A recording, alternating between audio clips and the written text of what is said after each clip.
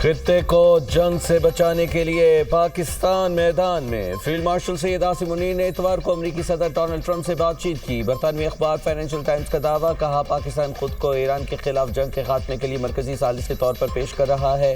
Senior Pakistani حکام Tehran اور وکٹوکوف اور جیریڈ کشنر کے درمیان بیک چینلز رابطے کروا رہے ہیں۔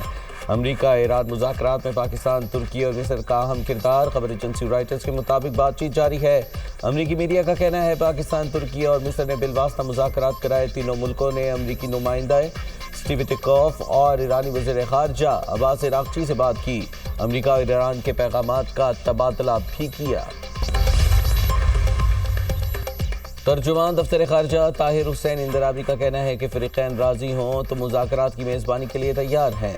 ترجمان دفتر خارجہ سے سوال کیا گیا کہ کیا ایران امریکہ مذاکرات پاکستان میں ہو رہے ہیں۔ اس پر طاہر حسین اندرابی نے جواب دیا کہ اگر فریقین نے اتفاق کیا تو پاکستان ہمیشہ مذاکرات کی میزبانی کے لیے تیار ہے۔ دھمکی کے بعد لہجے میں نرمی، ڈونلڈ ٹرمپ مشرق وسطی میں مکمل امن کے لیے ایران سے معاہدے پر تیار۔ آبنائے ہرمز کھولنے کی ڈیڈ لائن ختم ہونے سے پہلے ایران کے پاور پلانٹس اور توانائی کے انفراسٹرکچر پر حملے 5 دن کے لیے مؤخر۔ امریکی صدر نے دعویٰ کیا کہ تہران نے ڈیل کے لیے خود رابطہ کیا۔ دونوں ملک کئی نکات پر راضی ہیں۔ ایران کے قابل احترام اعلیٰ رہنما سے بات ہوئی۔ اسٹیو وٹکوف اور جیریڈ کشنر کی ایرانی حکام سے بات چیت ہوئی ہے۔ اس بار ایران سے مذاکرات سنجیدہ نوعیت کے ہیں۔ ڈیل ہو گئی تو ایران کی افزودہ یورینیم امریکی استعمال میں لائیں گے۔ نہیں چاہتا مشتبہ خامنائی کو نشانہ بنایا جائے۔ اسرائیل میں تازہ پیش رفت پر بھی خوش ہے، جبکہ ایران سے ڈیل کا خلیجی ممالک کو بھی فائدہ ہوگا۔ اب دنیا بہت جلد زیادہ محفوظ ہو جائے گی۔ امریکہ کے لیے خطرہ بننے والی ایرانی طاقت اور قیادت ختم کر دی۔ ایرانی فضائی دفاعی نظام، نیوی، ایئر فورس سب کو تباہ کر دیا ہے۔ ایران کی امریکہ کے ساتھ مذاکرات کی تردید۔ جنگ روکنے کے لیے ایران نے 6 اسٹریٹجک شرائط پیش کر دی۔ ایرانی اہلکار کا کہنا ہے کہ ایران کی شرائط کو سنجیدگی سے لیا جانا چاہیے۔ پہلی شرط جنگ دوبارہ نہ ہونے کی یقینی ہے۔ دوسری شرط خطے میں امریکی اڈوں کو بند کیا جائے۔ چہرے کو پیچھے دھکیلنے اور ایران کو ہٹ جانے کی ادائیگی تیسری شرط ہے۔ تمام علاقائی فرنٹس پر جنگ کو ختم کرنا چوتھی شرط ہے۔ پانچویں شرط آبنائے ہرمز کے لیے نئی قانونی رجیم پیدا کرنا عمل ہے، جبکہ چھٹی شرط ایران مخالف میڈیا کے خلاف کارروائی اور ملک بدری ہے۔ میڈیا اور اس کے بعد میدان جنگ میں ہونے والی پیش رفت کے سبب فوری جنگ بندی کی توقع ہے۔ یورپی یونین کا ایرانی پاور پلانٹس پر حملے روکنے کا خیر مقدم۔ یورپی یونین کی خارجہ پالیسی سربراہ کایا کلاس نے کہا انفراسٹرکچر پر حملے افراتفری پیدا کر رہے ہیں۔ برطانیہ نے امریکہ ایران مذاکرات خوشائند قرار دے دیے۔ برطانوی وزیر اعظم کیئر سٹارمر نے کہا آبنائے ہرمز کو دوبارہ کھولا جانا چاہیے۔ برطانیہ اس جنگ میں مزید نہیں الجھے گا۔ ہمیشہ کہا جنگ کا جلد حل ضروری ہے۔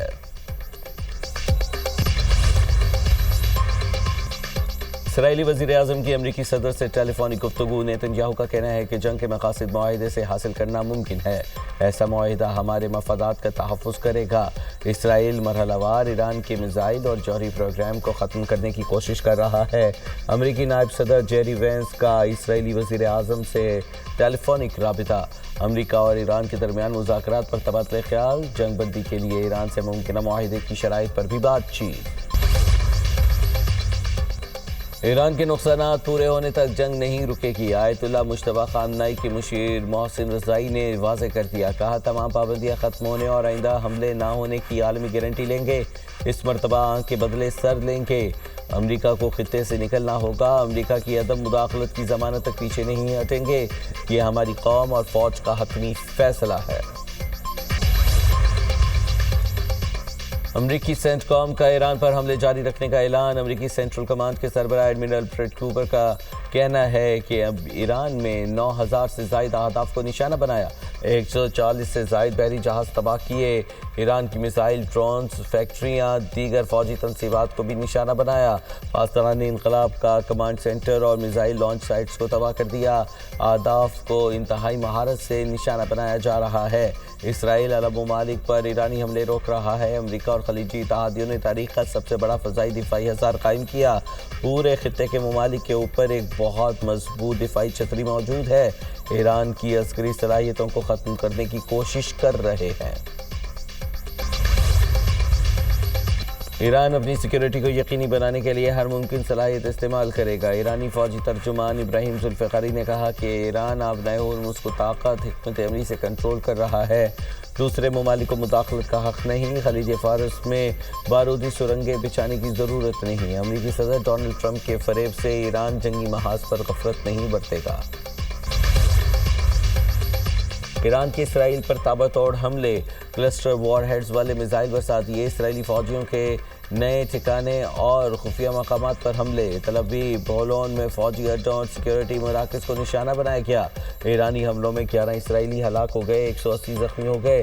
حیفا میں میزائل گرنے سے آگ بھڑک اٹھی، 2 منزلہ گھر تباہ ہو گیا، گاڑیوں کو بھی نقصان پہنچا۔ بن گوریان ایئرپورٹ خالی کرانا پڑ گیا۔ اسرائیلی فوج کا تہران میں پاسداران انقلاب کے مرکزی سیکیورٹی ہیڈ کوارٹرز کو نشانہ بنانے کا دعویٰ۔ امریکہ اور اسرائیل کی جاری تہران اور تبریز میں شدید دھماکے، توانائی انفراسٹرکچر بھی نشانہ۔ مغربی ایران میں خرم شہر کے گیس پائپ لائن، اصفہان میں ریڈکشن سٹیشن پر بمباری، میزائل پائپ لائن سٹیشن کے باہر گرے، جبکہ واقعے میں کوئی جانی یا مالی نقصان نہیں ہوا۔ وزیر خارجہ اسحاق ڈار کا ایرانی ہم منصب عباس عراقچی سے ٹیلی فونک رابطہ، خطے کی صورتحال پر تبادلہ خیال، پاکستان کا امن و استحکام کے لیے سفارتکاری اور مکالمے پر زور، پاکستان اور ایران کا قریبی رابطے میں رہنے پر بھی اتفاق۔ اسحاق ڈار کا ترک وزیر خارجہ حقان فیدان کو بھی ٹیلی فون، خطے کی بدلتی صورتحال پر پاکستان اور ترکی میں مشاورت، دونوں رہنماؤں نے خطے میں حالیہ پیش رفت کا جائزہ لیا۔ امریکی صدر کے جنگ بندی کے عارضی اعلان پر تبادلہ خیال، امن و استحکام کے لیے سفارتی روابط جاری رکھنے پر زور، دونوں رہنماؤں کا قریبی رابطے میں رہنے پر اتفاق۔ پاکستان اور عراق کے وزراء خارجہ کے درمیان بھی ٹیلی فونک رابطہ، خطے کی صورتحال پر تفصیلی گفتگو۔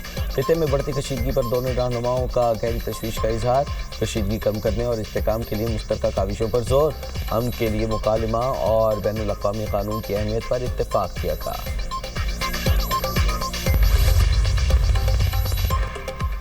ایرانی وزیر خارجہ عباس عراقچی کا روسی ہم منصب سے ٹیلی فونک رابطہ، علاقائی صورتحال اور کشیدگی میں کمی پر تبادلہ خیال۔ روسی وزیر خارجہ کا فوجی جنگ بندی اور سفارتی حل پر زور، کہا ایران کے جوہری ڈھانچے پر حملے ناقابل قبول ہیں، جوہری تنصیبات کو نشانہ بنانا عالمی قوانین کی خلاف ورزی ہے۔ وہ شہر نیوکلیئر پلانٹ پر امریکی اور اسرائیلی حملے انتہائی خطرناک ہوں گے۔ ایرانی وزیر خارجہ کے آذربائیجان، جنوبی کوریا، ترکمانستان اور عمان کے وزراء خارجہ سے بھی رابطے، مشرق وسطیٰ کی موجودہ صورتحال پر تبادلہ خیال کیا گیا۔ پاکستان کا عالمی تنازعات کے پرامن حل پر زور، اقوام متحدہ میں پاکستانی مستقبل مندوب عاصم افتخار کا کہنا ہے کہ پاکستان تنازعات کے حل کے لیے سفارتکاری کی حمایت جاری رکھے گا۔ پاکستان ایسے اقدامات کی حمایت کرتا ہے جو پرامن حل کو فروغ دیں۔ یوکرین تنازع پر تمام فریقین تعامل کا مظاہرہ کریں، امن و استحکام اور عالمی قوانین کی پاسداری ضروری ہے۔ ہائی اوکٹین فیول پر لیوی 200 روپے بڑھانے کے بعد حکومت کا ایک اور اہم فیصلہ، سرکاری گاڑیوں میں ہائی اوکٹین ایندھن کے استعمال پر پابندی، اطلاق فوری ہوگا۔ وفاقی محکمے، اتھارٹیز اور ذیلی ادارے عمل درآمد یقینی بنائیں گے۔ وزیر اعظم کا کہنا ہے کہ فیصلے کا مقصد قومی وسائل کا مؤثر استعمال ہے۔ کفایت شعاری کی پالیسی پر سختی سے عمل کرتے ہوئے غیر ضروری اخراجات میں کمی لانا وقت کی ضرورت ہے۔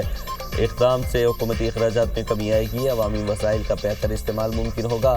ہائی اوکٹین فیول پر لیوی 200 روپے بڑھنے کے بعد اب 300 روپے ہو چکی ہے، نئی قیمت 534 روپے مقرر۔ کسی کو معاف کرنا حکومت کا کام نہیں، اگر عدالت بانی پی ٹی آئی کو بے گناہ سمجھے تو معاف کر دے۔ سیاسی آدمی ہوں، لوگوں کی خدمت کرنی ہے۔ وزیر اعظم نے ہدایت کی کہ سندھ کی ترقی میں کوئی کسر نہیں چھوڑنی۔ نواز شریف نے ڈالرز کو ٹھکرایا اور ملک کو مضبوط بنایا۔ گورنر سندھ نہال ہاشمی کی میڈیا ٹاک، وزیر اعلیٰ سندھ سید مراد علی شاہ نے کہا پاکستان کو کئی چیلنجز کا سامنا ہے، ہمیں اپنے اختلافات ختم کرنا ہے۔ منصوبے مکمل کرانے پر وزیر اعظم کا شکر گزار ہوں۔ سندھ حکومت عوامی فلاح کے لیے پرعزم ہے، یقین ہے گورنر سندھ نہال ہاشمی صوبے کے لیے کردار بہتر طور پر نبھائیں گے۔ پنجاب میں دکانیں رات 10 بجے بند کرنے کی پابندی دوبارہ نافذ، پنجاب حکومت نے پرانا اسکیجول بحال کر دیا۔ رمضان المبارک میں دی گئی 24 گھنٹے کاروبار کرنے کی اجازت ختم کر دی گئی۔